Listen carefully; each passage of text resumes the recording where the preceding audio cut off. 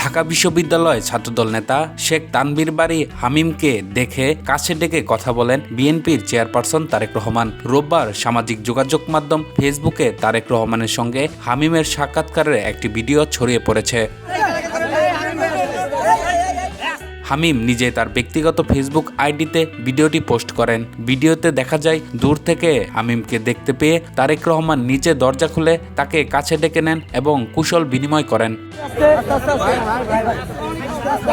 ভিডিওটির ক্যাপশন ও মন্তব্যে নিজের অনুভূতি প্রকাশ করে হামিম লেখেন, আমি গর্বিত প্রিয় নেতা, দূর থেকে দেখে দরজা খুলে আমাকে কাছে ডেকে নিয়েছেন। এ দলে আমার কোনো পদের দরকার নেই। তারেক রহমানের ভালোবাসা নিয়ে আজীবন এ দলের পতাকা তলে থাকতে চাই।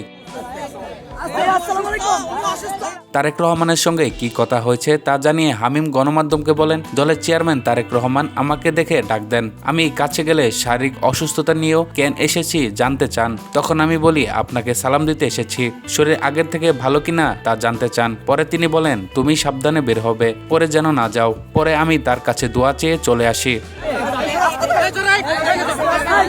শেখ তানভীর বারী হামিম ঢাকা বিশ্ববিদ্যালয়ের কবি জসিমউদ্দিন হল ছাত্রদলের আহ্বায়ক। তিনি ডাকসু নির্বাচনে ছাত্রদল মনোনীত প্যানেলের জিএস প্রার্থী ছিলেন।